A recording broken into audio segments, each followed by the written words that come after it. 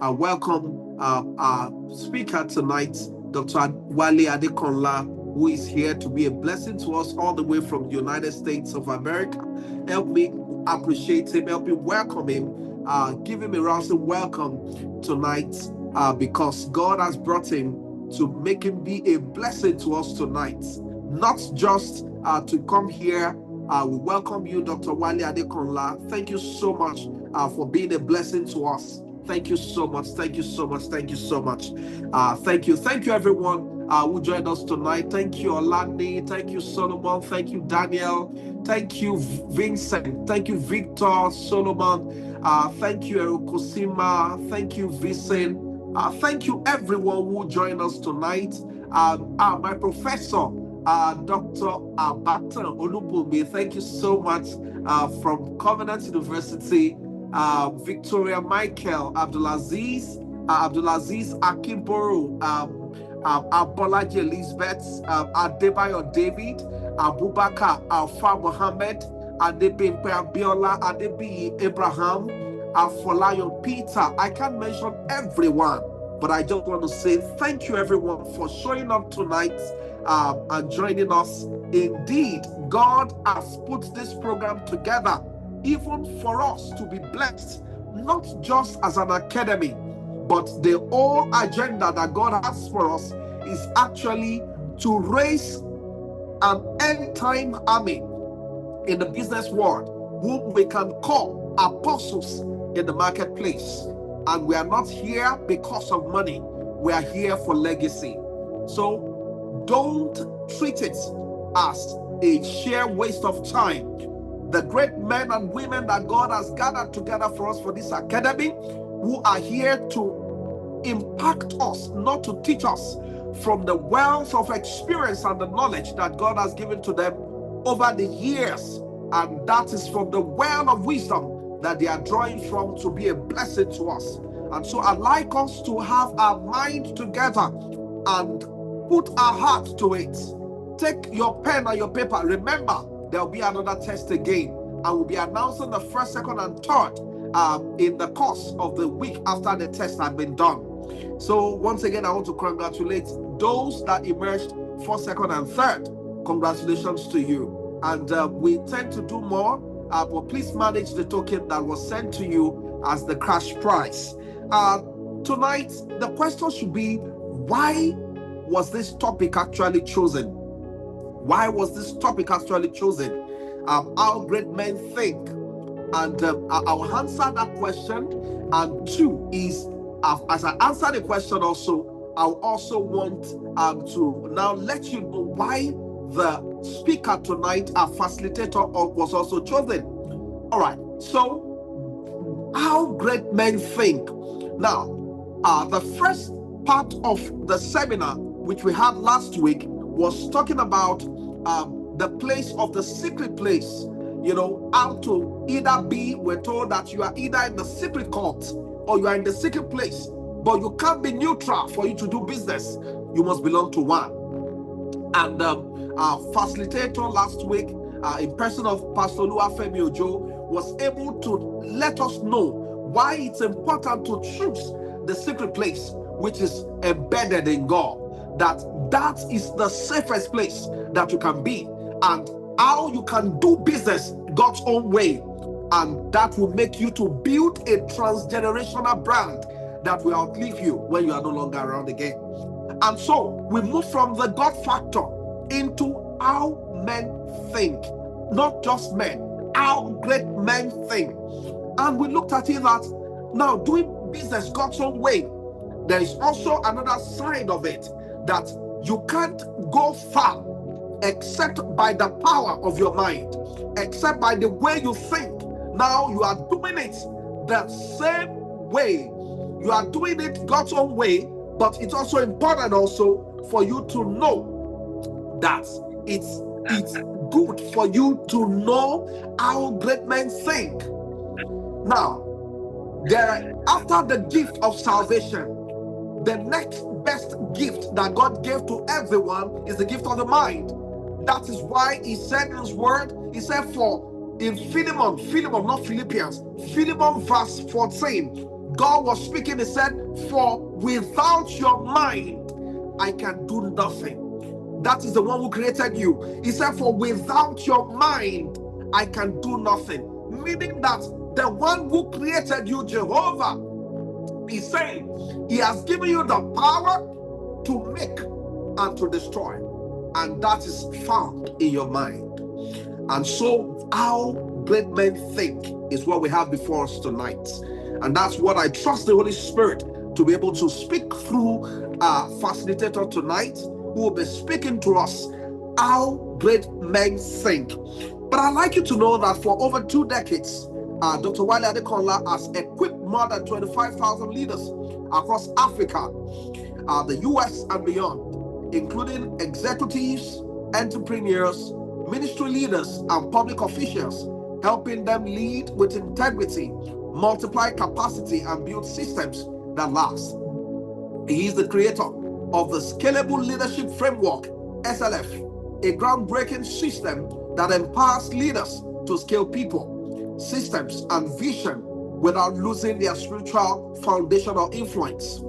He also serves as the founder and CEO of the Leadership Channel Institute, an executive director with Maxwell Leadership, and an executive advisor for the Strategic AI program at Houston Christian University. Recognized with the Presidential Honors Award by the President of Nigeria for his national impact in leadership, he continues to convene global platforms such as the Scalable Leadership Summit Nigeria and the MOEL Conference in the United States, equipping leaders for transformation at scale.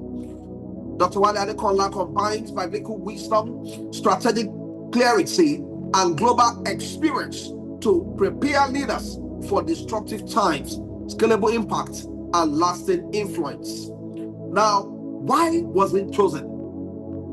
Is the fact that in all of the kingdoms of the king in the days of Daniel, there were about 4 different kings that reigned, and each one of them identified Daniel as a man with divine wisdom. And you will see, if you go check the book of Daniel in the Bible, you will see how he stood out in 4 different administrations that was traced to more than 50 years. One man who will finish with a king, and the king will be going and will be telling the next one that if you want your government to succeed and excel, there's a man that has made me to excel. His name is Daniel. So he was getting referred from one king to another, and that was how he became relevant for more than 50 years.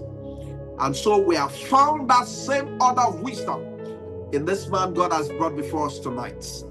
We don't have what it takes to bring him, but the mercy of God as we have found before him to have brought him to be a blessing to us tonight. So if your hands are not too busy, please help me welcome on stage tonight no other person than Dr. Wale Adekanla as takes over the stage. Please help me welcome him. You're welcome, sir. You're welcome, sir. Thank you, sir. You're welcome, sir. Glory to God. Wow, thank you so much, Dr. Adeniyi. I truly appreciate you, sir, for the grace of God over this academy, for all that God is using you to achieve globally. I really want to say a very big thank you to you, sir, for your impact. Thank you so much. And Mr. David, thank you very much for that wonderful and introduction as well. I really appreciate that. And good evening, everyone. Good evening, everyone. It's truly a privilege to be here with you tonight. I know many of you have had a full day already, meetings, decisions, many deadlines. And for those in Lagos or Abuja, perhaps even in the infamous traffic right? Yet you still made the time to be here. That alone tells me something about you, that you value growth and you value learning and you value leadership enough to invest in yourself, for you to invest your time here tonight. So let's take the next 40 minutes together by the grace of God. I really bless God for this time that we are investing together, because I know that God designed this day. You know, God is always about designs. God is always about designs. If you study God, you know that God is always intentional. God functions by systems and structures and by design. And these are some of the things we're going to be talking about tonight. How great men think. How great men and women think. So this is not going to be a lecture, not even another conference session, okay? But a conversation. I want us to have heart-to-heart conversation tonight. And I've prayed, and I know that God answered our prayers, because this is going to transform lives and it's going to transform destinies. So I want you to relax, okay? Lean in, all right? You know, I love that. You know, relax, lean in, and take this session, you know, like we are sitting in the boardroom together. Just imagine we are all seated in the boardroom together, or across the dining table, you know, discussing how we can truly make a difference together by just understanding how great men and great women think. And then I want you to also put in mind that tonight is a night to discover not just about you, but to discover beyond you. And that is very critical in everything we're going to talk about tonight. As a man thinketh in his heart, so is he. And that is very correct. You know, when I read the Napoleon Hill book very long time ago, one of the things I discovered when I read the whole book, and I said, hold on. Everything in this book was actually stolen from the Bible, right? And I was like, wow, this is interesting. So let me go back to the source and check the source where they got everything. Okay, so that made me to actually started reading the Bible myself to understand how God thinks. And it is important for us to understand how God thinks and how God wants you and I to think. And that is going to help us tonight to understand what it means to think possibility. What it means to think possibility. Okay? Because here is what I know. When you leave this session tonight, your environment may not change immediately. Please pay attention to this statement. Your environment may not change immediately, but your thinking can. And if your thinking changes, everything else will eventually change. Please don't miss that statement. The moment your thinking changes, everything else will eventually follow the pattern of your thinking. Everything around your life will follow the pattern of your thinking. Okay? So the best way to put your life in order is actually to take control of how you think. That is foundational to everything. Okay? So let's go on this journey together. If you're ready, I will encourage you to just type "I'm ready." Okay? Let us know you're ready, because it's going to be fun. Okay? And it's going to transform your life. You know, if you're writing, take your pen, and I want you to pay close attention to every statement, because everything is going to be intentional. So let me start by asking you this question, and this is an important question. Are you living your life by design or by default? Now, this question is one of the most important questions that I ask, especially when we're doing executive coachings. Are you living your life by design or by default? I know many of us will say, oh, I'm living my life by design, okay? But for me, I love to explain what that really means. There are many definitions to what it means to live your life by default. Living your life by default means waking up in the morning or waking up every day, doing the same things, right? Reacting to circumstances around you. If you know people who react every day, and letting others or circumstances dictate your pace. You are busy, yes. You are working so hard, yes. But you are not steering your own ship.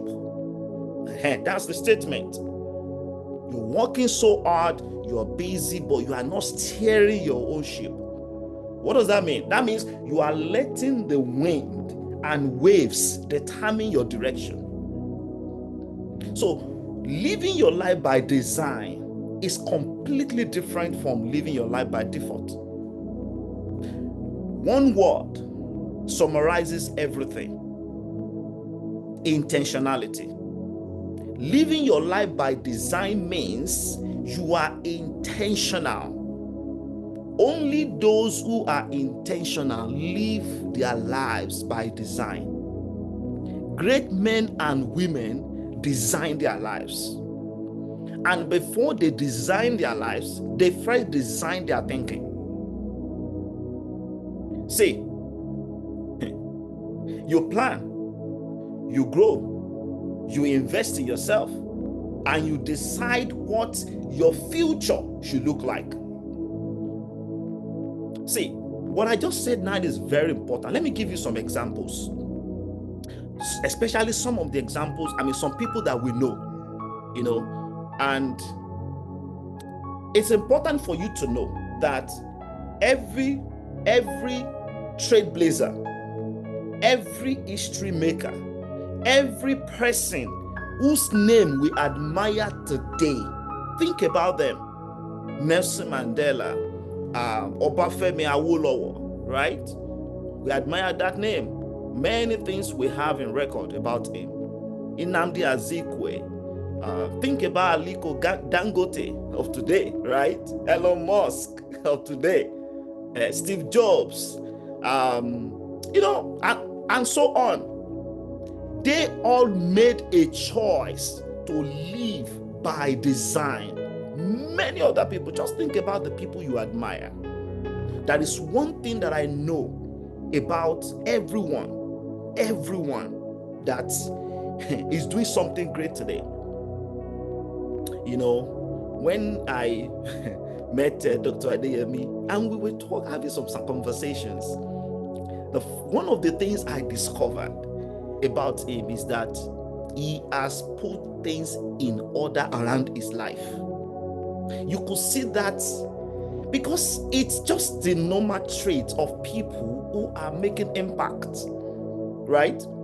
It's always easy to see that around everyone who is doing something great. Everyone who is designing impact, who is designing legacy, who is building not just for him or herself, but beyond him or herself. Because the first thing that anyone that is great today that you see that you admire, one thing that anyone that you see that you admire has done successfully is designing his or her life. So, like I said, they all made a choice to live by design, not by default. Let me start with Nelson Mandela that I mentioned. Nelson Mandela designed his life around freedom. So when you think freedom, you think Nelson Mandela. You won't be far from his name, right? But don't forget the foundational factor he designed his thinking first. Even while he sat in prison for 27 years, Nnamdi Azikiwe designed his life around education and political structure. We can't forget that. And that influenced Nigeria independence. Go and study history. And by the way, let me say this real quick. Great men study history because history is more important than money. Those who study history eventually have money. Those who study history eventually become great because they want to tap into the minds of those who have done it. Okay? They don't want to continue to wing it because they have designed their lives. You know, I study Elon Musk. People talk about Elon Musk. Oh, the richest man in the world. Oh, I saw that. I look for all his resources, the messages he has released, everything involves, everything about his life is foundational, startups. Elon Musk designed rockets. Please listen to this. Rockets and cars, not because he had resources at first, but because he dared to think differently. That was how it started. That was how it started. In my own journey, in my own humble self journey, I made that decision. In fact, this is one of the decisions that I made that transformed my life. That was in 2006. I made one decision then. I sat down. I wrote out my first personal growth plan. And I began to live intentionally. It was really hard. It wasn't easy. Okay, what I'm sharing with you tonight is not something that I'm saying is easy, okay? But you need to take the first step by creating your own personal growth plan. That was my first decision. And that decision later birthed the scalable leadership framework that I'm talking about today. It was first for me. It was first for my personal growth. Okay? Not for the world. But today, it is for leaders and organizations I now serve globally. Because it has been tested. It worked for me. I studied history. I studied those who designed their lives. I studied the living legends. And I discovered that, okay, for me to scale my life and to scale success around me, I have to study this. And that made me to sit down and to make that decision. I still remember that day clearly. It was June 18 in 2006. And here is the principle I have learned and lived. What stands in your way is the way. The statement I just made now is very critical. What stands in your way is the way. The obstacle is not the enemy. No, it's not the enemy. It is the path. It is the way. Every assignment may look so overwhelming for you at first. Every assignment. Ask anyone who is doing something great. You think it's easy? Or you think, that everything just happened, everything just happened accidentally? No. But can I say this? Everything may look overwhelming at first, but the very thing that seems to block you is the road that leads you to your destiny. The same thing that seems to block you is the same road that leads you to your destiny. So what stands in your way is actually the way. It takes another level of thinking to know and to have the understanding. I hope you know that knowledge is not understanding. They are not the same. You can know something and not understand it. Many people can talk about leadership in Nigeria because they have the knowledge, okay, but they don't understand leadership. If you understand it, you will develop the revelation, the insight through your understanding to move to another level called wisdom. And until you get to that level of wisdom, you can't apply it successfully.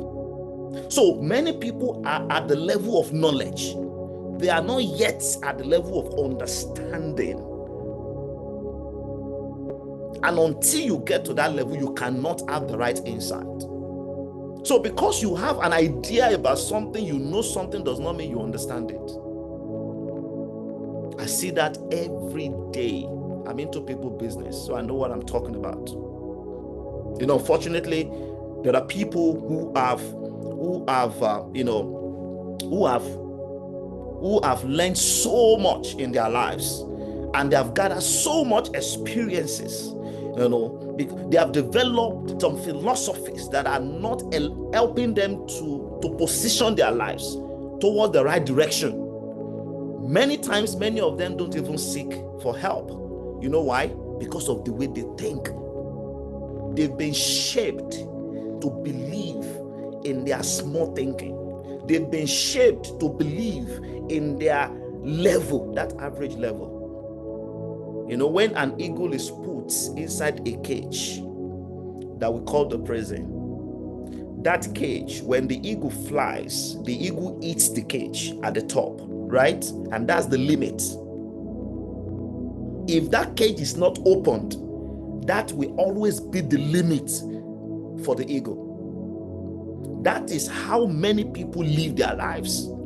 They try to fly. Sometimes they feel it that, oh, I have the wings. They want to fly, but they still eat that cage every time they try because of the limitations that life, philosophies, the wrong environment, and the wrong things that they have learned over time have put them.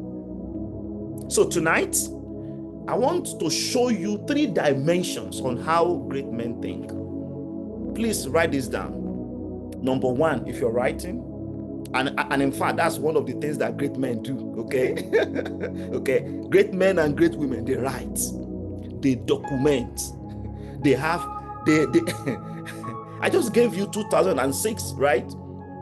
June 18, because I documented the experience. They document, they write.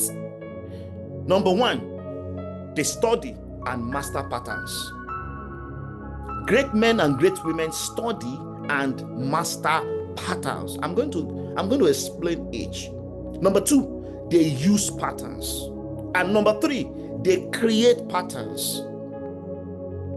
Number 1, they study and master patterns. Number 2, they use patterns. Number 3, they create patterns. I want to show you how you can use this successfully, and you become a godly, a kingdom-minded, and dangerous person in the presence of anything called average. If you can study this and understand the 3 dimensions I just mentioned, your life will never remain the same.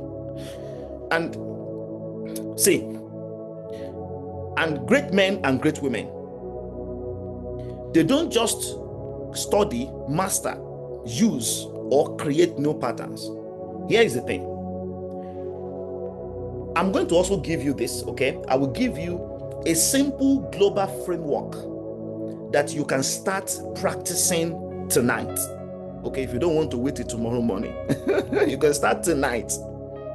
All right? So, before I get into that, I want to quickly do something with everyone on the call.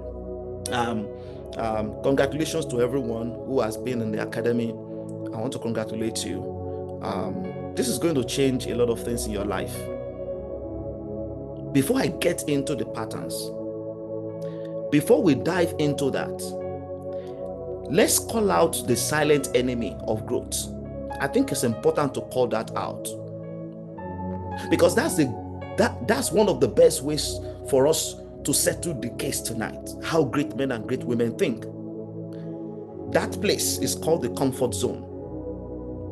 Okay, because we need to quickly settle this before we get into that dimension, into those 3 dimensions. Let's call it out. It's a silent enemy, comfort zone. See, the comfort zone, it feels safe. It's a safe environment. It feels manageable.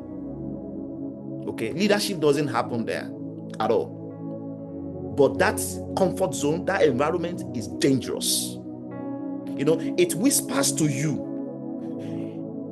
You know why I understand how that environment feels? Because I've been there. Because I was there. Yeah, I was there for many years. It whispers to you, hey, come on, stay here. Don't risk too much. Don't step out. And you keep hearing all those things around you, and you keep telling yourself, all right? And yet, it is a place where dreams quietly go to die. That is the most dangerous thing. Because the moment the dream dies, the life ends there. There are many walking deads all around us because they are not living their dreams. In the comfort zone, in that zone, you don't grow. You don't stretch. You simply repeat average thinking patterns. And over time, okay, please listen to this. Over time, repetition without growth makes you stagnant. That's what happens. When you don't grow and you keep on thinking average, then you will accept it as the normal thing. That's life. Have you ever heard that before, when people just say, oh, that's life? That's life. Or have you ever heard, people who are just saying around, that's just me. That's just me. No, that's the person you have become. Okay? That is the life that you have accepted. Because you are not living your life by design. So think about this. I love to study countries, especially, every year I study at least one great person, one great legend every year. It's an assignment for myself. And every year I look for a developed nation or a developing nation that is doing something great. I study. I just pick that one country every year. Then I also study a system of an organization that is doing excellently. So I pick those case studies every year around my life because I just want to keep on learning something about people and organizations and nations that are doing something great.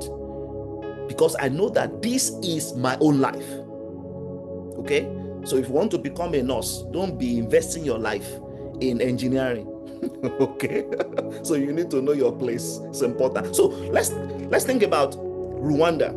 Rwanda, after the genocide in 1994, Rwanda had every reason to remain down. Think about the pain, the loss. Think about the devastation, that could have kept them paralyzed. But instead, what did they do? They broke out of the comfort zone of pity and designed a new national future. So they did not stay in that place of pity. Today, Rwanda is known for its stability, number one. It's known for its innovation. It's known for its cleanliness in Africa. Many countries and many leaders are going there to study the nation. Go to business schools, including Harvard. They have the nation as a case study. So things no one thought possible 30 years ago is possible today. So what does that tell you? That tells you that there is nothing called impossibility. We only have cages. That's what we have. So the real question is this: are you stuck in your comfort zone? Tony Robbins was not the first person that said all things are possible if you believe. John C. Maxwell was not the first person that said it. Not Nelson Mandela, not Martin Luther King Jr. No, Jesus Christ said it first. All things are possible. Do you believe that? That is the mindset. That is the mental capacity. So the real question that I want to ask you, let me ask you that question again. Are you stuck in your comfort zone? Because here's the truth that I've learned over the years. What stands in your way, I repeat, is the way. The obstacle is not the enemy, it is the way. Let me repeat what I said before, because this is very critical. The very thing you fear may actually be the doorway to your next level. That's why you are afraid, because fear is not bad. It's okay to be afraid, but you move anyways, because you know that it is possible. Everyone that is doing something great, go and ask them this question. They are also human like you. Sometimes they feel the fear, they feel that pain. They have that fear at first, but they move anyways. They move anyways. All right. So let me get into these patterns, these dimensions of greatness. Okay. Number one, I call these dimensions, I call them pattern thinking dimensions. That's what I call them. So let's start with how great men study and master patterns. How great men study and master patterns. Great leaders don't live by guesswork. That is an important statement. They don't live by guesswork. You don't build something great by guesswork. You don't design your life by guesswork. No, you don't. You study. Because great men and great women, they study. They observe. They identify patterns. They identify patterns in people, patterns in economies, patterns in human behaviors, pattern in history. They study. I mentioned Obafemi Awolowo. Do you know that Obafemi Awolowo studied how governance and education can be structured in Nigeria? He studied that in Britain, studied it across Africa, studied those who have done it, and then he, from those studies, he designed the free education system. If you are aware about that, if you have read history, okay, that was a time that we had that in Nigeria, free education system in Western Nigeria that still impacts lives still today. Many people that we have in positions today, they enjoyed it. Okay? Think about Singapore, a country, a nation. A whole nation studied the patterns of global trade. They studied the pattern of productivity. Please pay attention to this. They studied the pattern of discipline. They studied the pattern, and they used those patterns, those insights, those revelations that they got from those patterns, pattern of productivity, pattern of global trade. They used them to transform a poor fishing village into a first world nation in one generation. Please pay attention to that. In one generation. So today we don't see Singapore like the way we saw Singapore. Mr. Femi Otedola just released a new book, Making It Big. In his book, he reviews the lessons he learned building, losing, and rebuilding billions. Please don't miss that.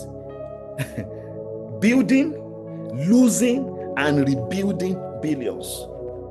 So if you read his story, you will realize that his story shows that true wealth and success are not just about money. In his story, not just about money. Many people are just thinking money. They are just looking at, oh, he has money. Can you please study the system around his life? Don't just focus on what great men and great women have. Focus on the systems, the designs, and the structures that they have put around their lives. If you can study that and master that and reproduce that, your life will be transformed. everything around you will be transformed, including your business. Or maybe if you are in a leadership role right now, you will make better impacts in that role. So great men and great women, they are about mastering mental patterns of discipline, mental patterns of resilience, mental pattern, seizing opportunities. Mr. Otedola, when he wanted to reposition his business, he went to buy a house in Abuja because he positioned himself around the right network. That's one of the ways of great men and great women. They understand the power of network. So when I began my journey, let me share this. I think it's important. I remember when I started my journey, I studied leadership giants like John C. Maxwell. Then I was looking at him afar, and I was telling everybody around me, I said, I love this man. I see myself doing more than what he's doing today. I said, but I'm going to meet him very soon. I told many people 15 years ago, before I met him, 15 years ago, that's how great men think. They see far. They see far. So for them, it's not a surprise. When I met him, when we had a conversation, it wasn't a surprise for me. It was just the reality of my thoughts. It was just the confirmation, the reality of what I thought. I studied Peter Drucker. I studied late Dr. Miles Monroe. The success and the failure patterns in the Bible, developed nations, and many more. But most importantly, my people, I studied failures of leaders around me. I just said this because this is very important. Many times I see people complain about the errors and the mistakes that they see that their leaders are making. One of the things I look for, I learned what I should do and what I should not do. I learned what went wrong, why it went wrong. If I have the opportunity, I ask questions with humility because I just want to learn. That was how I started. And then I asked myself, what pattern, Wale, what pattern do you really want to create out of these lessons?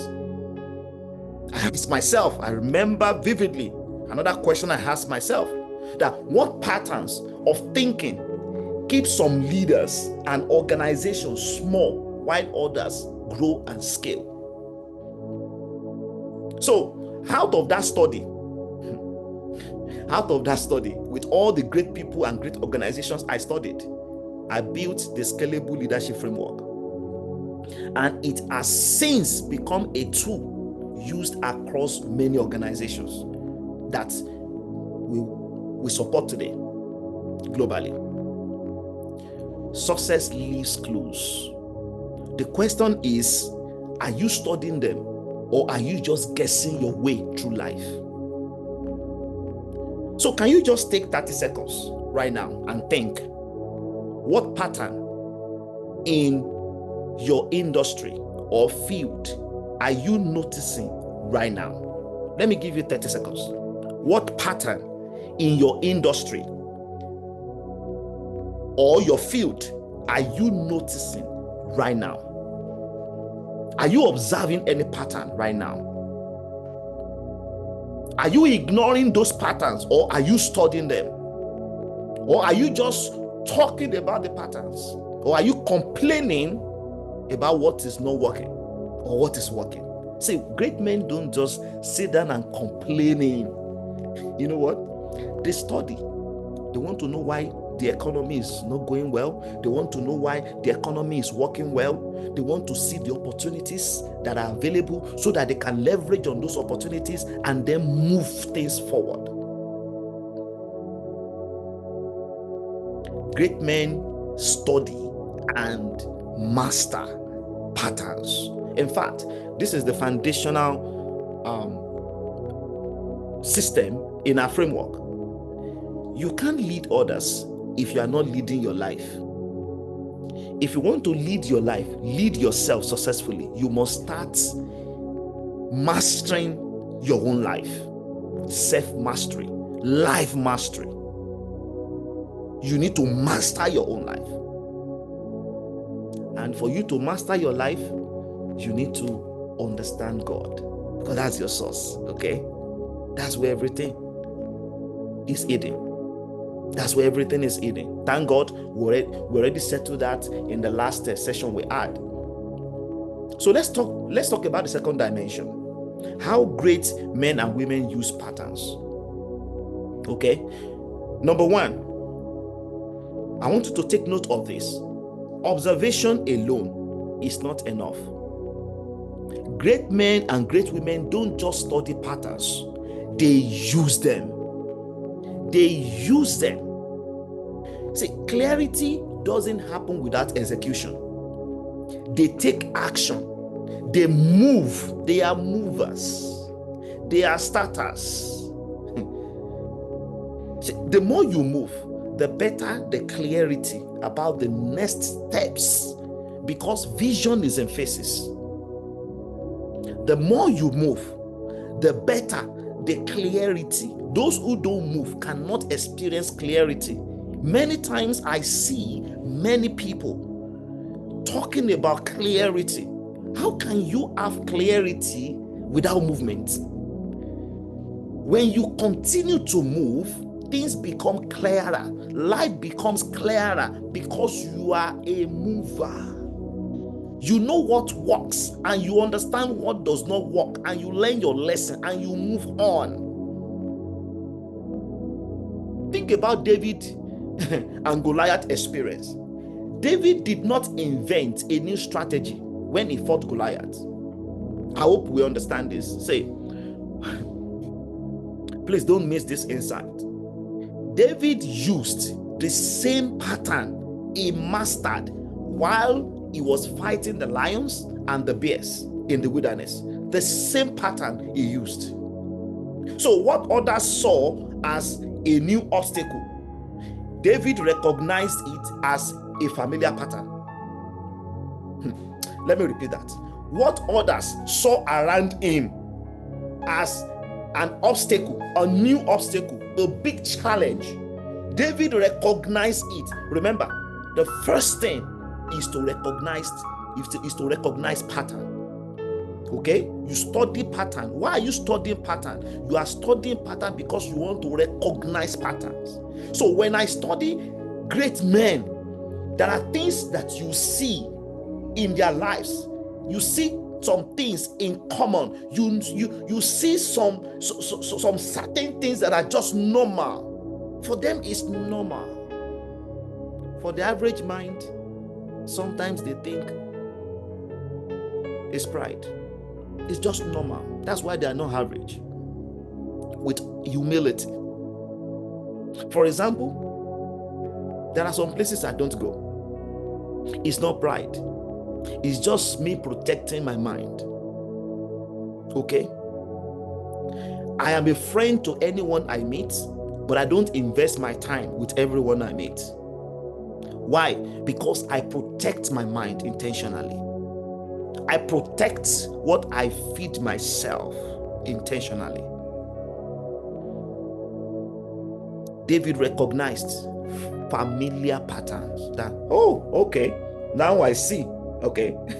That was why he referenced God. He said, the same God who helped me to kill the lion when I encountered the lion, the same one when I encountered the bear, the same one will help me to take care of this situation.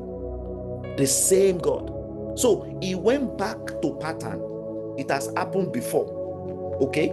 It will happen again because he never fails. And that is foundational with God. Aliko Dangote used global trade patterns While everyone is talking different things, I studied his life. I studied how he moved from one industry to another industry. This man used global trade pattern. That's all he has used. And he localized them, basically. He studied and understood economies of scale, and he vertically integrated everything. He applied those patterns to cement, to sugar, to flour, and now oil. Same pattern. He studied them.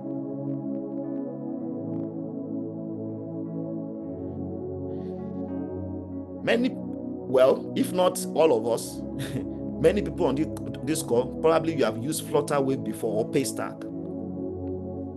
Those people, they didn't copy Silicon Valley blindly. No, they studied global fintech patterns.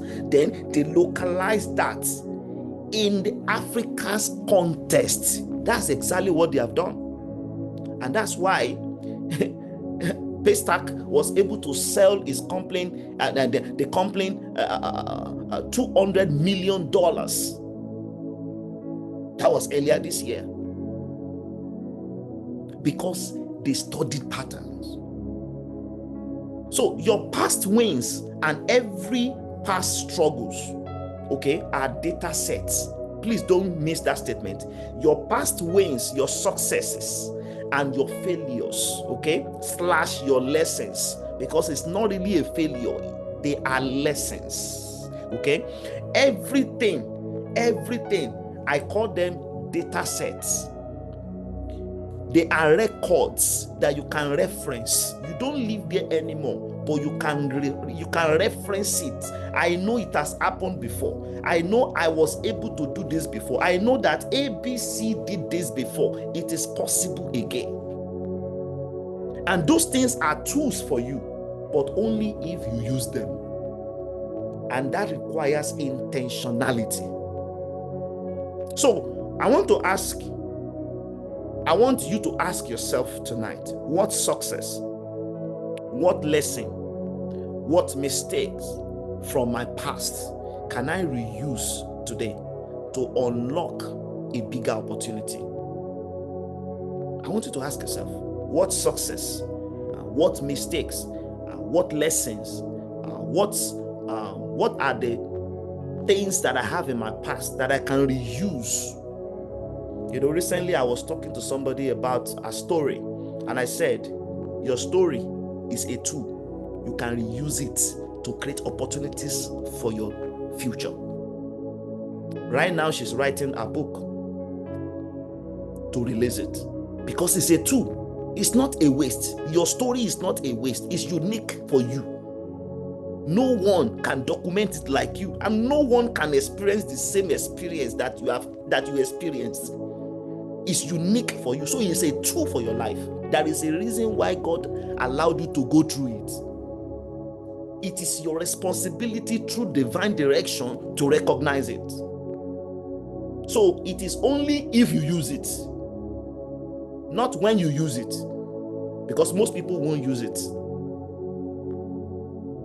So great men recycle patterns.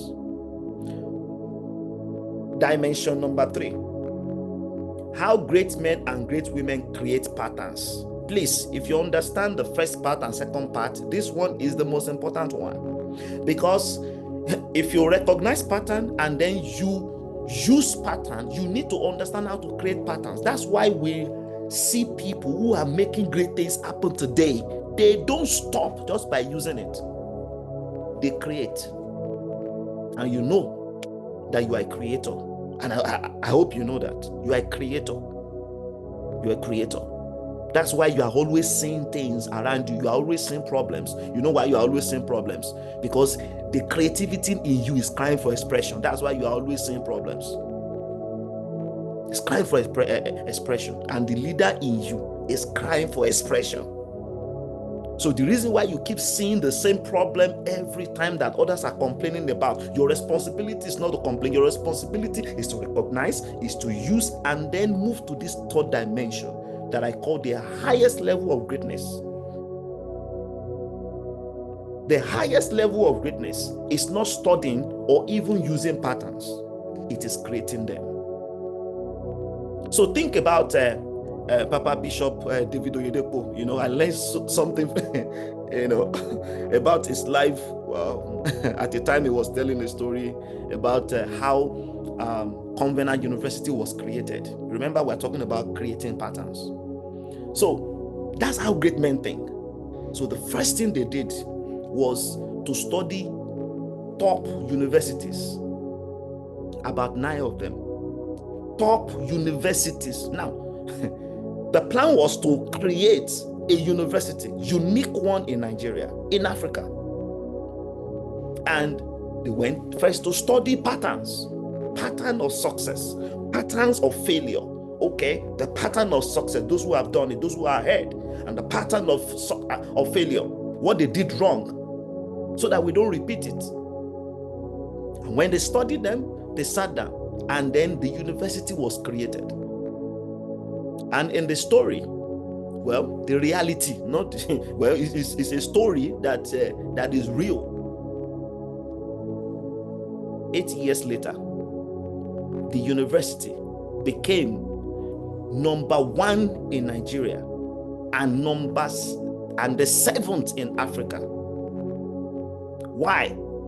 Because they studied pattern, and then they created something new out of what they recognized, what they used, and then they created something unique. That's why the university is unique. You can apply the same principle in your life, in your role, in your leadership role, in your business. Same pattern. It works. I studied Steve Jobs, and I discovered that Steve Jobs created the customer tech pattern. That was what he created. That blended function and beauty. And that changed how we live and how we interact with devices. That was exactly what he did. I studied Mr. Tolu Elumelu. Interestingly, many people just scroll on Instagram. They're just looking at how things are beautiful around. Oh, let me look at my time. How many minutes more do I have? Okay. Okay. All right, let me continue. So maybe I'll be ending the next 5-10 minutes. Let's say 10 minutes. I studied Mr. Tolu Elumelu, the way he designed Afri-capitalism. And what does that mean? It means it's a pattern that proves that profit and social impact can coexist. What does that pattern mean? It means, think about what it's doing now. It's now funding thousands of entrepreneurs across Africa. It's a pattern. He studied the pattern that other nations, developed nations, used it, and is using the same. And over 2,000 years ago, to the glory of God, Jesus Christ washed his disciples' feet, and he redefined leadership as service completely. He turned it upside down because it was the opposite of the reality there. So that simple act set a pattern of servant leadership today. And that same pattern, that same system that Jesus started, that Jesus created, the new definition that he gave to leadership that day, is still being taught in modern universities and top business schools globally till today.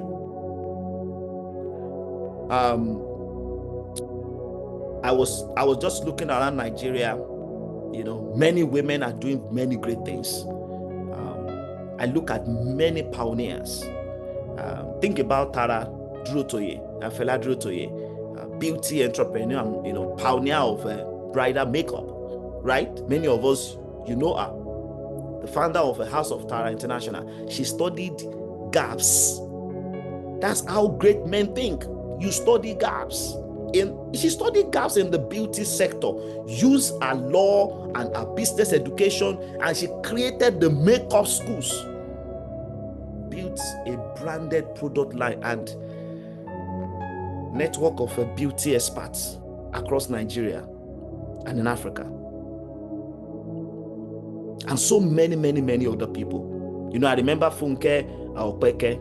I think her name is Opeke. Yeah. The tech pioneer. She's also a tech pioneer.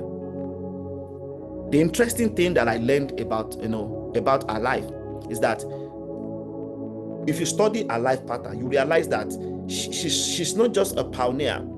She drove the first privately owned submarine cable linking West Africa and Europe.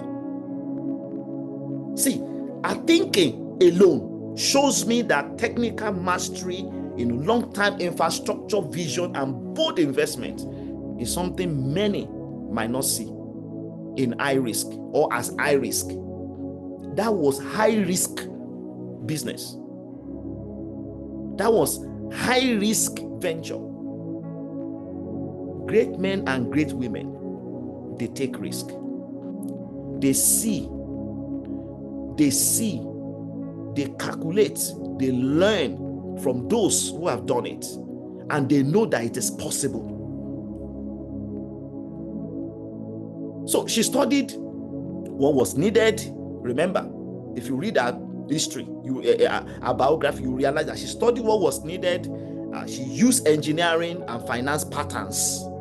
Engineering and finance patterns, because those tools were needed, and created that infrastructure. And that infrastructure connects two nations. The same thing we applied in Scalable Leadership Framework, one of our frameworks. The same thing we applied in creating our Adapt model. It's a change leadership model. We studied 28 change management models. I led that study. Change management models, many of them fantastic models that many universities are using today. I led that process. I used seven of those models when I was doing my master's degree at Robert Gordon University in Scotland.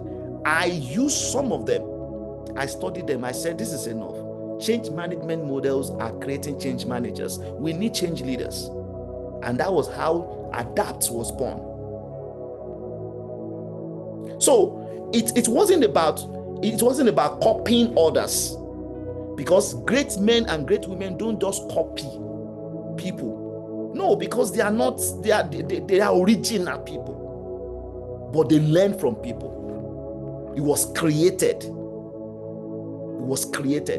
So the principle here is not copying. It's not copying, because copying makes you competitive. Creating makes you category defining. It makes you distinct. It makes you unique. It shows that you have designed your life, because you already designed your thinking. And that's why greatness does not connect with average life. You can't see someone that is just living average and also answer that word, or go with that word, or connect with that word, greatness. And that is why greatness names, in history are remembered. What will you be remembered for? It starts with how you think. It's not about your environment. I grew up in Elisha, Osun State, in an average family. My father took me to the farm for more than 7 years, because things were very hard. We were on the farm doing so much. I remember I sat down under a tree with my father, my late father. He passed away in 2015. And I told him, I said, Daddy, I am going all around the world, and I'm going to transform lives. Wonderful father. He said, yeah, it will happen. That was all he said. He said it will happen. And we just laughed, and we continued that day. You know what? It has happened. I'm not surprised. Okay? And where I am today, I'm dreaming bigger. I'm seeing bigger. I'm moving with people who have done bigger things. That's how it should be in your life. You should not be the best in your class and then be celebrating it. I'm the best in my class. Yes, celebrate your success. That's very fantastic. And congratulations for that. But you know what? Move on. Move on. Move on. Don't let your last success be your limitation. Don't let your last success be that cage. Celebrate and move on. Learn the lessons and move on. That's part of your story. So, how can you build a strong mind like great men and great women? I'm going to run through this in the next 5 minutes. Let me run through this. If there is one thing that separates great men and great women from the crowd, this is it. They build strong minds. They build strong minds. If you want to build physical strength, okay, you must exercise your body. The same thing applies to your mind. If you want to build mental strength, you must exercise your mind. You must build mental capacity. You must do mental work. I want you to think about this for a second. Some people walk into a room and unsettle everyone. Have you ever had that experience before? Someone walks into the room and unsettles everyone without even saying a word. It's not about money. It's not about the clothes they have on. It's not even about the title, because a title does not make you a leader. It is responsibility that makes you one. It is being responsible about your role in life that makes you one. It is taking responsibility about your life first that makes you one. What makes people to remain unsettled when they walk into rooms is their mental authority. Please don't forget that. Their mental authority. You cannot have physical authority until you first have mental authority. Many people are passive. Passivity is not natural. It's what we have become. It's what we have been trained to be. It's a philosophy.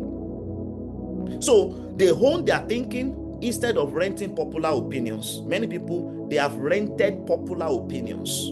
They have many people living in their head, many opinions of others. They understand everything that people have said about them, about their situation, about their lives. No, they are wrong. Who gave them the permission to speak those things to your life? Most people run on downloaded thoughts and second-hand convictions. What you need to move your life forward is first-hand conviction. First-hand conviction. Many people they've downloaded it, what people around there told them, what their family members told them, not because they are bad people, okay? You can't put them away, all right? They are your family members, but you know what? They've told you some things, probably they don't even see it. You are the only one who sees it. You are the only one who sees it. Move. Maybe your culture taught you one, or maybe social media taught you some.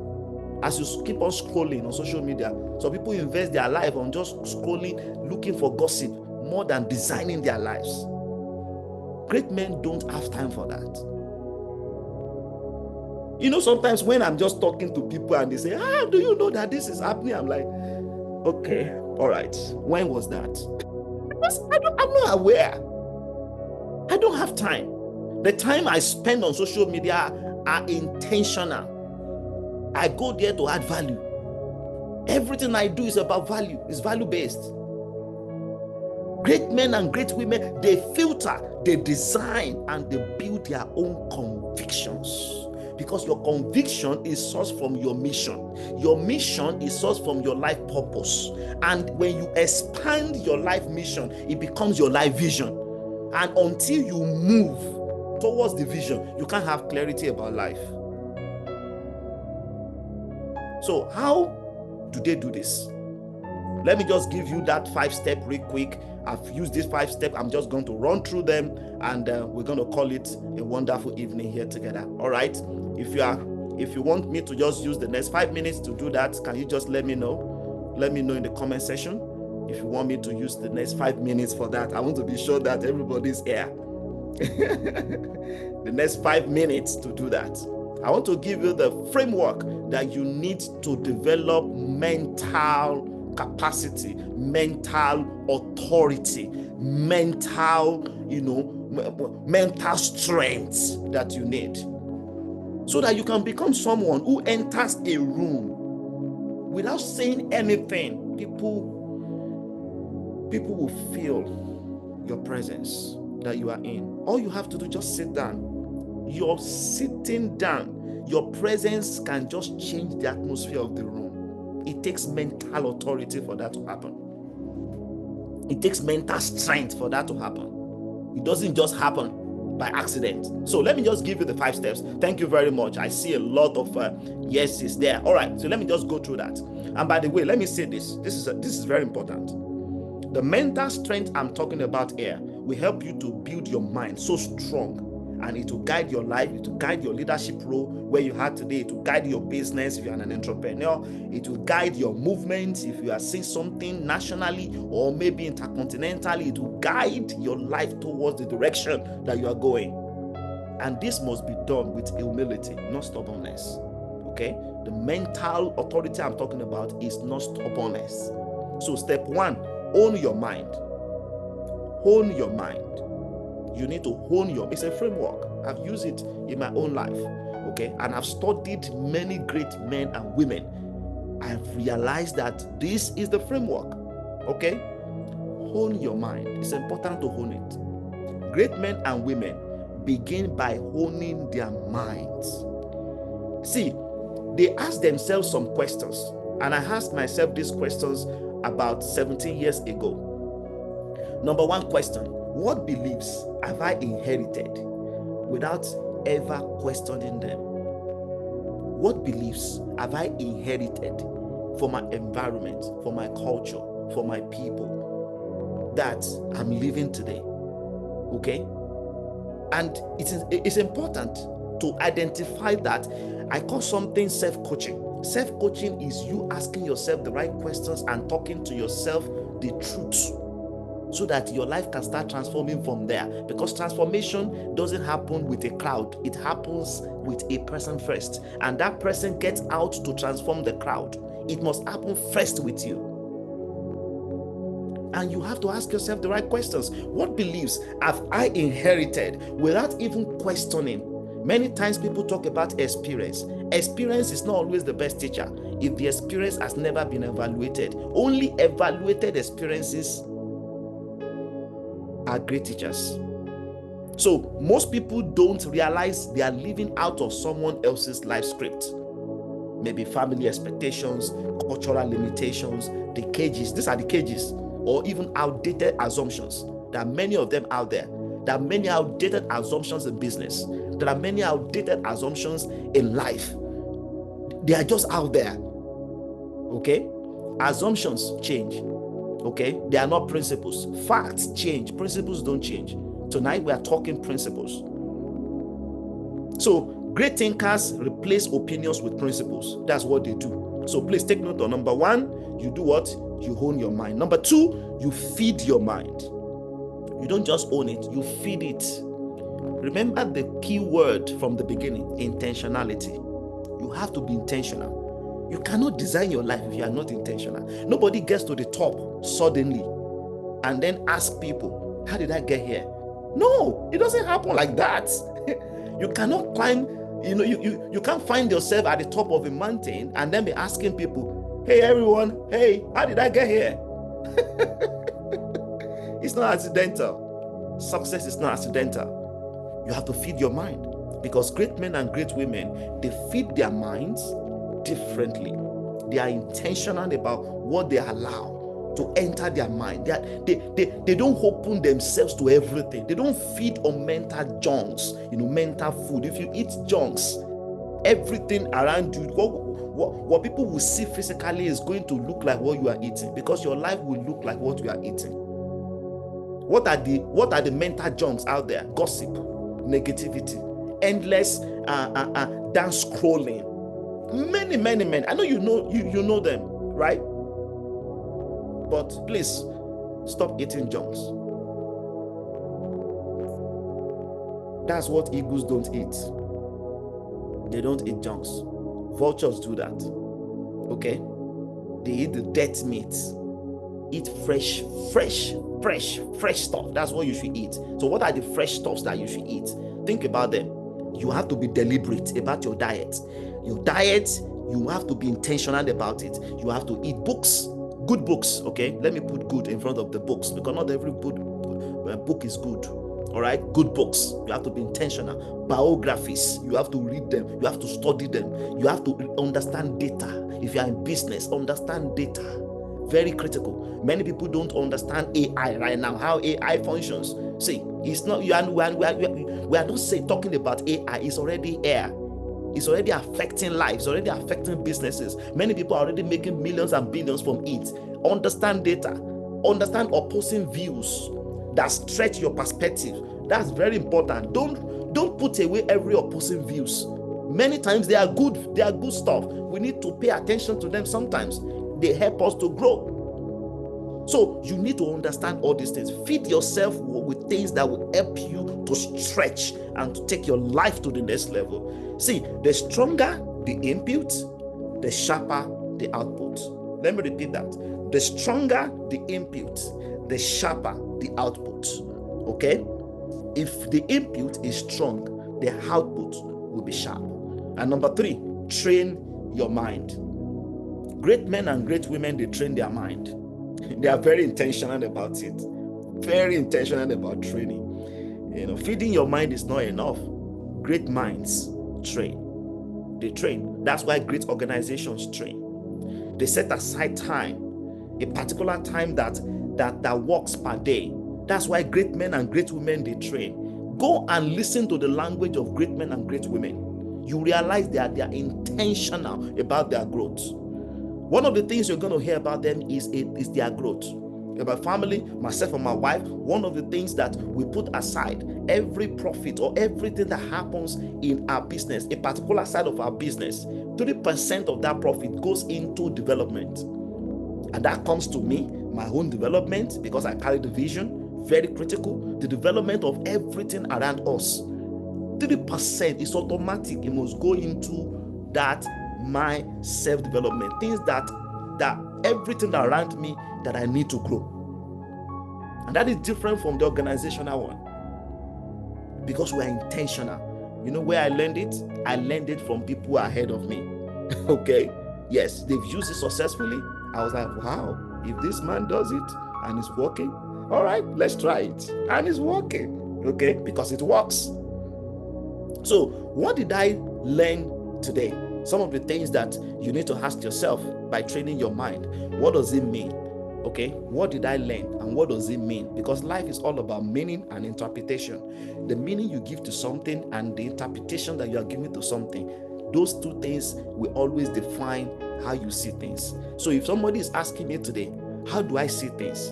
The way you see things is based on 2 factors: the meaning you give to things and then the interpretation of things. So the meaning you give to everything is how you see it, okay? And then your interpretation is also how you see it. Everything. And everything is based on how you think. That is the foundation of everything, okay? So I'm going to just encourage you that you should pay attention to this aspect. Train your mind. Own your mind, very critical. Feed your mind and then train your mind. The 4th one is test your mind. Test your mind. Here's the difference, okay? Strong minds don't just think, they test.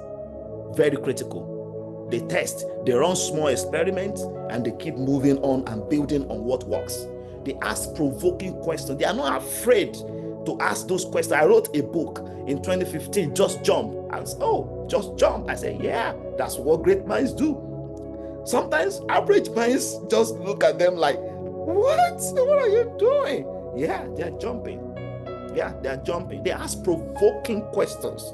Provoking questions like, what if the opposite is true? They are not afraid to fail. They are not afraid to learn. They just jump.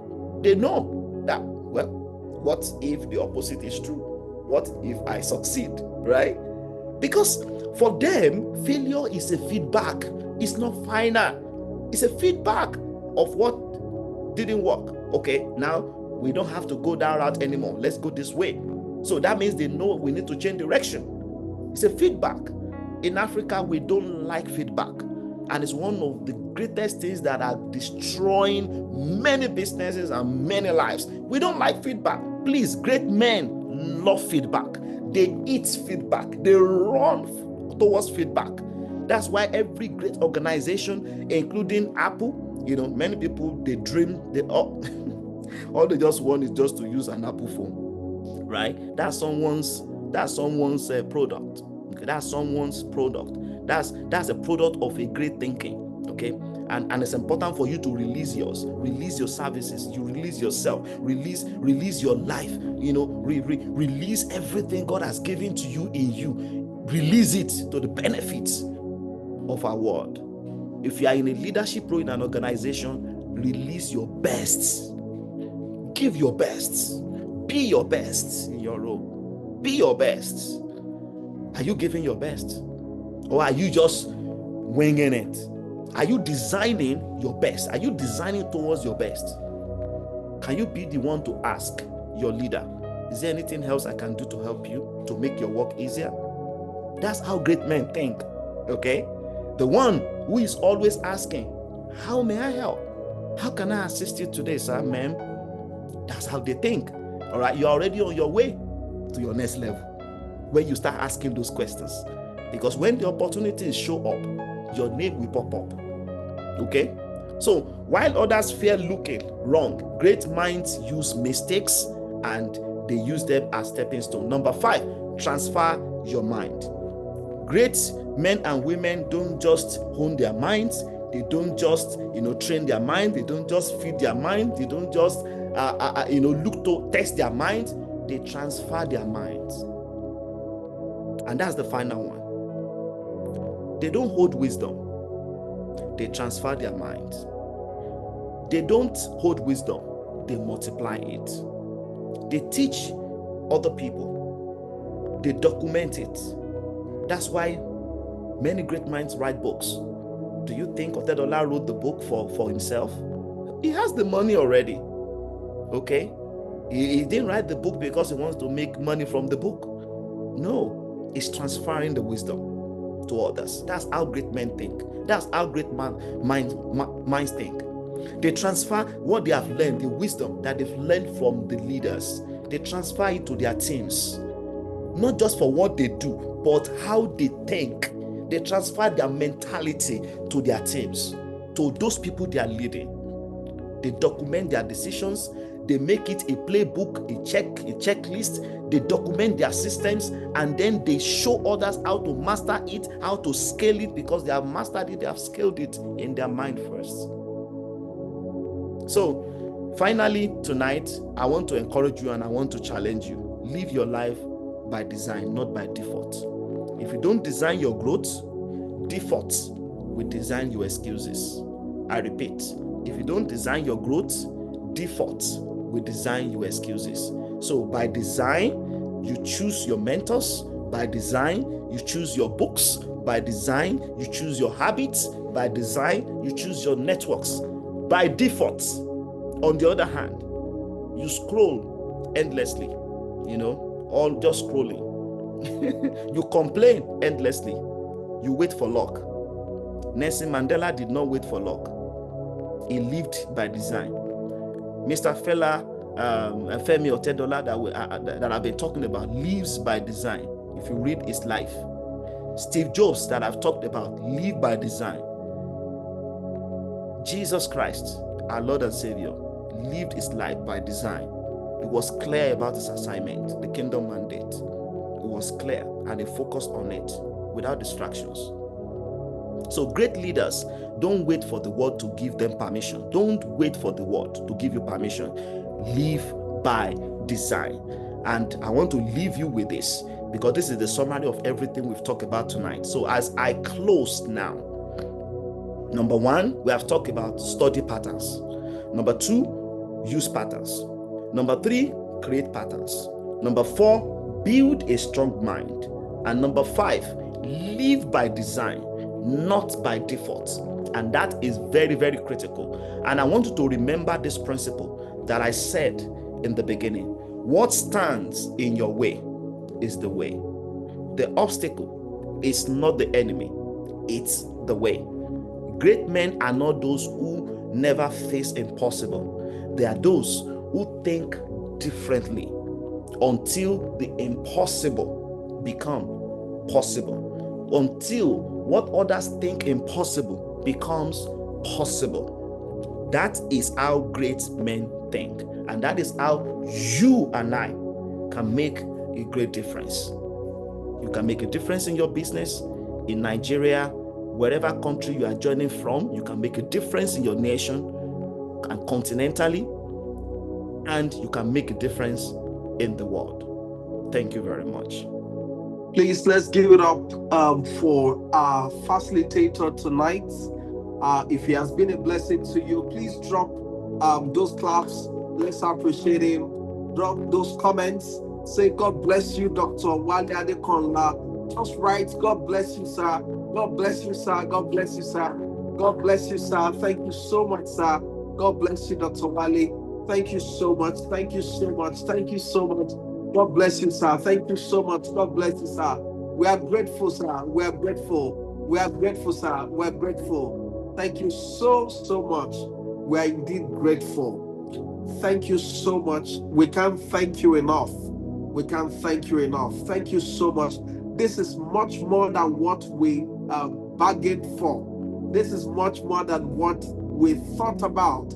But we are so much grateful. We can't thank you enough, but we know that God will thank us for you. We are grateful, sir. Eshe, sir. God bless you, sir. More grace to you and more wisdom to you. And I pray for fresh impartation of wisdom to rest upon you in Jesus Christ's name. You know, if we are giving you 5 hours, I know for sure that you will repeat the same thing the second time. Because you are loaded. And a great man said, if you are not loaded, you will not be needed. And so, because you are loaded, that is why you were needed.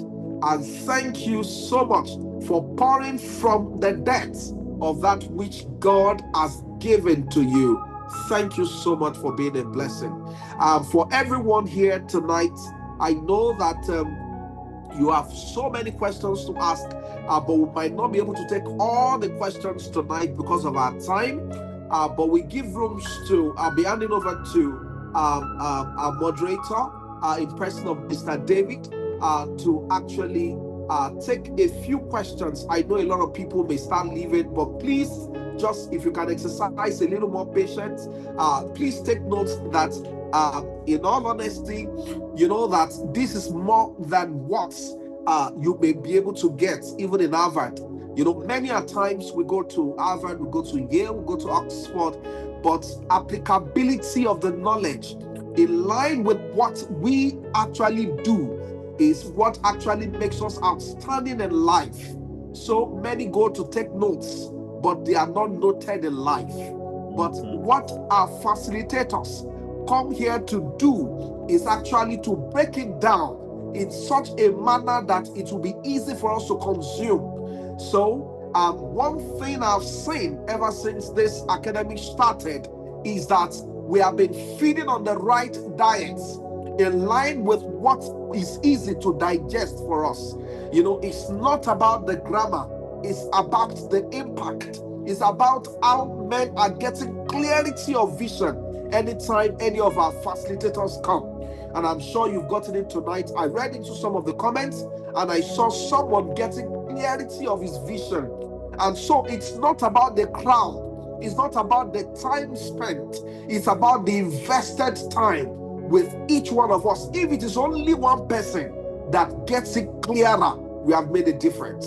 And so, as I announced at the beginning, it's not actually about money, it's about building a legacy that will last. Now, this cannot be what can be achieved by myself alone. This has to be with the power of the Rights Association. Now, you can hear from all he has said. How much would you have paid for you to have been able to be in this class? Now, all the glory to God. And that's why we are saying, thank you so much, sir, and the Lord bless you in Jesus Christ's name.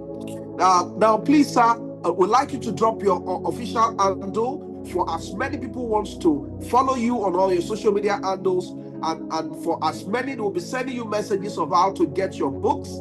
Please kindly announce what your handles are so that everyone can follow you right away, sir. Thank you, sir. It's an honor. Okay, I will be dropping that. Okay. Do you want me to just say them? Yes, you can type it on the group, sir, and it will be repeated. All right. Please, let's retype it once you say it, so you can follow him right away. In case you are yet to follow him on his social media handles, please do so. And these are the kinds of followers. These are the kind of mentors you should follow. And this is what makes life meaningful. I am Wale Adekanla. I'm Wale Adekanla. Please check in the inbox and you can follow him right away. It will be a blessing to you. That is, following him will be a blessing to you from the immediate. Now, I'm happy and I congratulate everyone who never missed this session tonight. Let me quickly say that you can also, in case you are yet to follow me on my social media handles, Dr. Adeyemi Adeniyi, Dr. Adeyemi Adeniyi, also on my social media handle, you can follow me. And in case you want to get Dr. Adekanla's books, please send him a DM and he will tell you and send you the link of how to get every of his numerous books that God had helped him to author. It will be a blessing to you.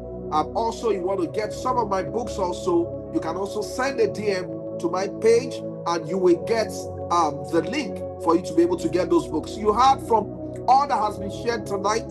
You can't rise to the top except you study patterns. You study patterns, you observe it. Now, one of the ways to do that is by studying. Daniel said, he said, and I, Daniel, understood by books. You can't rise to the top. Now, readers are leaders. Readers are leaders. You can't get to that top without studying about what had happened in the past. That is history. And from all that you read, it's actually a summation of the inspiration and the experiences of the author. So their spirit is transferred into the books that you begin to read. So you can get some of the books online, either from, both from the author, the facilitator tonight, and also from my humble self. And in case you are not yet in the community, please reach out to our organizers. We have many of them on the platform, from Mr. David to Mrs. Olawumi, and many people, many of my colleagues at Deal Clinters Homes Limited. Now, so that you can get to register for the next cohorts, so you can get certified. You can register for the next cohorts, because these cohorts, in terms of some people are registered, they've been screened, and they started even from last week. They started the classes, and so they've been tested for the first lecture, and this is the second. This is the second lecture right now, and so the test will also follow through, and so on and so forth. And at the end of the weeks of all of these trainings, I can say that we're going to be writing an exams, and we're going to be having a physical seminar, a conference, and it's going to be big by the grace of God. And after that, then we begin to look at how to begin to see placements for people who wants to intern. That is, those who want to learn practically You have the opportunity of telling us where you'd like to intern, and by the grace of God, we can make that call on your behalf and talk to the founders, those that God has raised. And you know something, you are just a phone call away from that dream a mentor that you have been observing all the while. Then we can make that phone call on your behalf and have you intern with them. And for those who will be interning with us, then we also see how we can also place them. And by the grace of God, I can tell you, your life will not remain the same. For those who registered but were not picked, please, we apologize. Please try again, and you will be reconsidered for the next cohort. We had close to about 1,000 people who registered, and we had to even upgrade the version of our Zoom into the premium to be able to accommodate more students in the class. And I can tell you, it's never too late. Please register today. You can be a part of the class. And once you register on time, you'll be on the waiting list. We'll be able to admit you for the next class. So for those who have questions, I will be handing over to Mr. David any moment from now. But before I go and hand over to Mr. David to be able to anchor the questions so that our facilitator can attend to them before releasing finally tonight, I'd like to let you know that one of the things that stands out, that makes great leaders to stand out, is the quality of people they are surrounded with. The quality of people. If you go back and check the book of Esther chapter 1 verse 13, we saw how the king Ahasuerus could not take a decision on his own, but we depend on the counsel of the wise men. So the question is this: who are the wise men that you are surrounded with? Who are the wise men? And the kind of books that you have all around you is one of the kind of wise men that you have around you. As a matter of fact, to a very large extent, you may not be able to connect directly to many of those authors. But when you surround yourself with their books, then you are connected with the wise. And so when the Queen Vashti misbehaved, he could take right counsel from the wise men, and from there he knew what to do. So please, in case you came to this academy and you knew how your life was, that you were stagnant, go and check the quality of people that you have surrounded yourself with. And if you have to go ahead and delete all the contacts of your phone, because if you have a need for anything and you cannot get it in 24 hours, then your network is poor. If you have a need for anything and you cannot get it in 24 hours, then your network is poor. So check your network. At what point do one put passion before principle as leaders? As leaders, business person, or in life? What was your motivating factor which has brought you to the point in life? Was it money, impact, or problem solving? So that person has two questions. So she's asking that passion and principle. At what point do you put passion before principle? So the person just needs a clarification on that. Well, just wanted to say this before I answer any of the questions. Actually, this is not free. Okay. We have come here to invest our time. So investing your time is not free. There's nothing that is free there. You know, the time I've invested here, I can't have it back again. Okay. So I've poured, we have received value, and that value is not actually free. So we need to see beyond money and see great value out of it. So thank you so much for these questions. First of all, the first question, I think, is about when to put principle before, passion, right? Putting passion before principle as a leader, or as a business person, or as a person in life generally. Well, I'll keep my answer very short. The first statement I will say there is never. Never. Principle must always come before passion. You can't put principle behind and put passion in the front. The principle should be the bedrock of what guides your life. It should be that standard that you have set for your life. And principles don't change. There are many people I've met in the United States who are really suffering. Okay, you know, I use that really like 4 times, suffering. Why? Because they are still living the same thing they learned, the same philosophies, without understanding the principles of life. Principles don't change. Whether you are in Nigeria, you are in the United States, you are in the United Kingdom, it's the same principles. Principles are just, the same. They are universal. And passion is energy. Principles are the anchors. Passion is the fire, is that excitement, okay? Is the drive, and here's the thing. Passion can fade. Passion can be redirected. Passion can be misdirected. Now, I'm sharing all that because most of the things I just said now are the opposite of principles. When it comes to principle keep you grounded when emotions fluctuate. Emotions fluctuate. We all have emotions. I have emotions. But principles, they are grounded.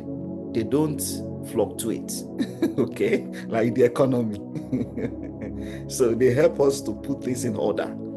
And when market is crashing, when people are disappointing you, principles stay with you. So that should be the foundation of everything you do. Because one thing I've learned from great leaders, and one thing I've lived by, is that great leaders don't ask, do I feel like it today? Okay, that's connected to passion, not principle. They ask, this is what they ask: what principles must I live by today? So please just think about that. Never, you can't put passion before principle. You have to start your life by building it from that grounded foundation, and that is principle. Think about Nelson Mandela that I mentioned. His passion was for freedom. I want to quickly let you see the difference. The passion was for freedom, but his principle was forgiveness. Do you see the difference now? Okay. Passion, the drive, everything, freedom for my nation. But the principle he lived by that took him to the prison for 27 years, and when he got back to the nation, when he was released, he applied that principle, the character. He applied it. Somebody said that I saw character standing in front of me when they met him in person. That's principle. Okay. So thank you very much. Great question. I love that question. It's very foundational for everything. So build your life, build everything, business, life, everything on principles, and then go with the drive, and you'll see things transformed. Okay. Second one is about impact, right? Can you help me clearly with that question? It's about impact, right? Yes, sir. Yes, sir. Thank you so much, sir. He said, how can someone just starting in his career manage with family pressure around him and also scale up? Oh, before that, this same person asked the B question. That was one. Okay, the B question was saying, what was your motivating factor which has brought you to the point in life? Was it money, impact, or solving problems? I love that one. Let me be honest with you, okay? When I started, seriously, money was attractive. Okay, money was attractive. Okay, and there's nothing wrong in that. But most importantly, I wanted to break out of the survival mode. I saw everything around me. Survival mode was normal around me. And very quickly, I discovered that money alone cannot sustain it. What I was saying, I realized that there was a need for me to focus on value. So instead of me focusing on success, I focus on value. So I learned then that you don't pursue success, you pursue value. Because when you become a person of value, money will follow you, success will follow you. And when you become successful in an area of life, you will become needed in other areas of life. When you become successful in an area of life, you will always be invited to other areas of life. I want you to study people who are successful in one area of life. They always call them into other things. Why? Because of their impact in an area of life. So it's important to focus on one area where God has positioned you to solve the problem. So what really sustained me was the impact and problem solving. When I discovered, I started for my purpose, it became my life mission and my conviction, an expanded mission, which became my vision, and that vision I pursue it with passion, and that passion also became an inspiration for others. And then that was how my leadership started. Those are 7 levels that I usually follow in everything I do, that I teach as well. So my final word for you is that think about it this way. Look around, okay? Like I looked around, okay, and I saw leaders struggling to grow. So I identified the problem. I saw something that was not working. Everybody was complaining about the problem. I saw it as an opportunity, and I saw organizations wasting potentials. I saw young people who were talented, but trapped in defaults, living instead of designing their life. So the problem for me became that drive, that passion. And that was how I started, creating many things that God helped me to create. All right. So start with that. And I strongly believe that God will help. I hope that helps. Please let me know if you need more information. How can someone just starting in his career manage with family pressure around him and also scale up? This is an important question, and I think this will be very useful for many of us on the call, because I also learned, some of the things I will share now in a very hard way, but it's important for you to quickly start guiding your life now towards this, because this is an important one. It's a very real. It's a very real one, right? You are being real, and thank you for that. Many people today in Nigeria and across Africa or wherever you are joining from face family pressure, cultural expectations, even societal limitations. There are many of them. There are things that people just believe that can't happen to a group of people, or you are not supposed to be doing this. So you are not alone in that kind of a dimension. So, but here is how I would break it, and these are some of the things that I followed. Number 1 is hone your mind first. I think I talk about that. So you can't start with everyone around you. You can't start with your external circumstances. You need to first integrate your life. Okay, you need to have inner peace. You need to trust the vision and what God has given to you. You need to trust the business. You need to trust it. It starts with trust and respect. Those 2 things are very fundamental for internal integration. So your internal integration is very critical to your external integration. And your external integration, there are 2 factors there: opportunities and capabilities. So for you to tap into the opportunities and capabilities, you need to first own your mind. You need to and how can you do that? In terms of your family, family and society, trust me, often want you to play safe. Not because they don't hate you, right? But they just want you to play safe. They want to guide you. Oh, don't try that. No, don't do that. No, that's too hard. They're just being real, right? Get that. Don't do this. Don't start that. Like they don't take risk. That's their own thing, right? And they just follow the tradition, and they want you to follow the same path. So the moment you get out of that mindset of following the same path, automatically you will oppose the norm. And that's their love language. Tradition is their love language. So they are just speaking love language to you, right? But that's not the original love language that God, has given to you and I. So but it's not always aligned with your purpose. It's not always aligned. Tradition many times does not always align with what God really wants you to do. So if you need clarity about who you are by honing your mind, and then you you just have to stick to that. It's not about the opinions around you. Make sure that it starts with you.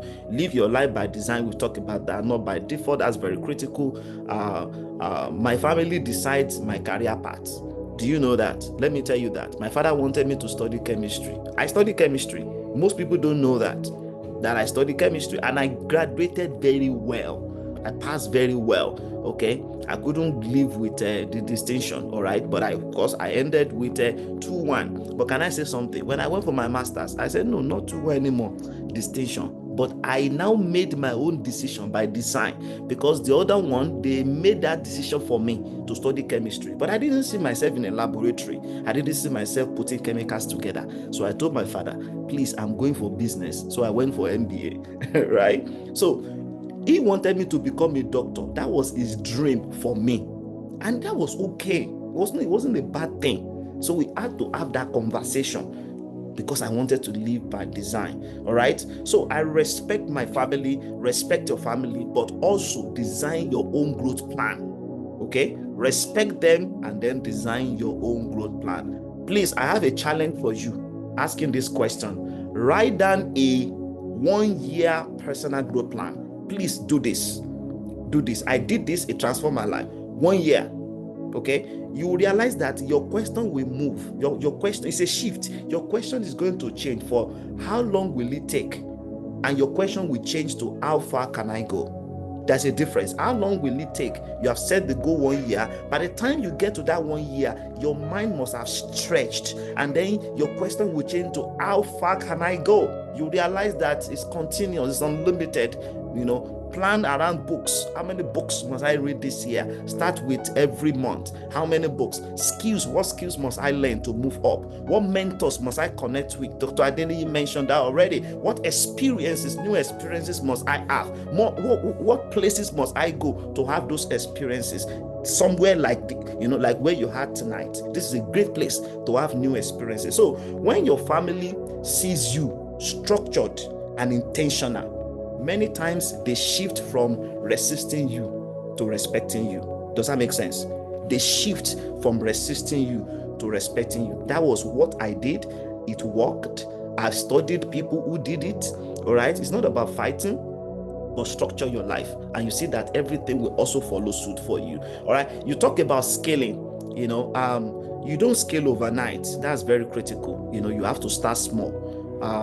Not everything is scalable. I love scaling, right?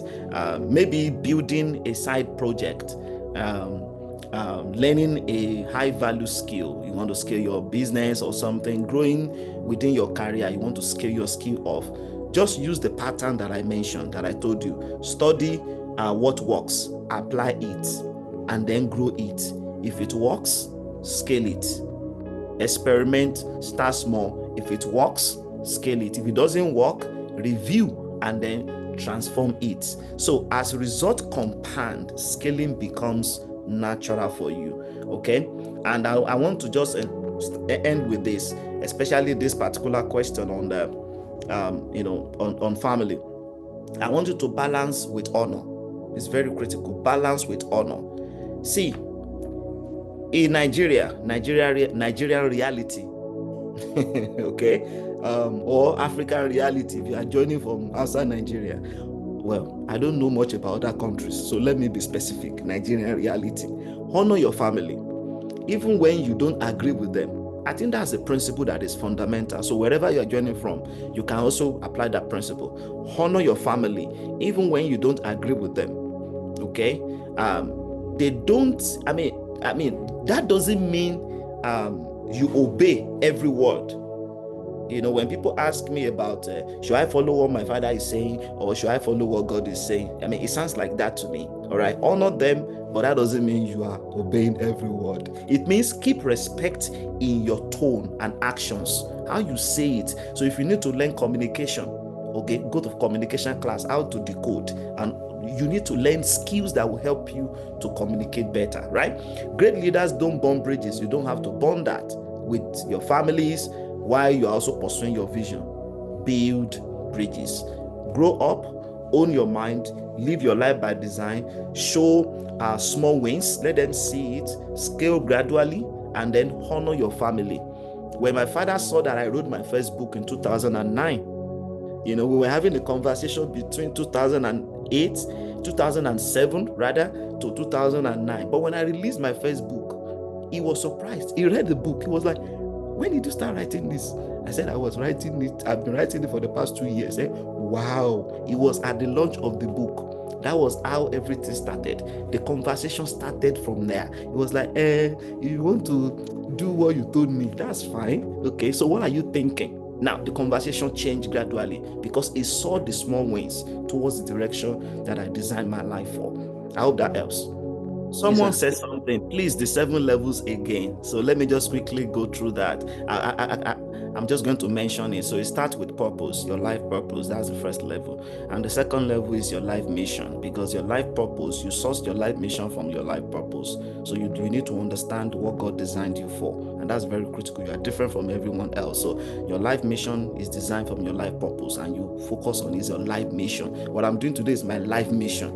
Okay, so and then from your life mission, automatically that your conviction is sourced from the mission, because that's where your drive comes in. I call it the first-hand conviction, not the second-hand conviction, because it is sourced from the original level, original conviction. Okay, so that's the third level, your conviction. And then your vision. Your vision is the expanded mission, the mission given to you. You expand the mission, all right, and that becomes the vision, because you are saying bigger. For example, I designed scalable leadership framework for myself. I use it first for one executive, I use it for one team, and then that mission became expanded. Now we are using it globally, right? So mission can be expanded and it becomes the vision. So that's number 4 level. And then the 5th level is the passion, the drive. Okay, because when you are pursuing the vision, automatically there is an excitement, there is a drive, because vision moves you. Okay, if it's a vision, if it's a divine vision, it moves you. You can't sit down with the vision. All right, so the passion will naturally, it will naturally emerge, and it will move you. You keep on moving, and then because you are moving, that's the 5th one. Because you are moving, that movement, you pursuing the vision with passion, will become an inspiration for others. That's the 6th one, inspiration. And because you are inspiring people, then you will move to that place called leadership. That's the 7th level.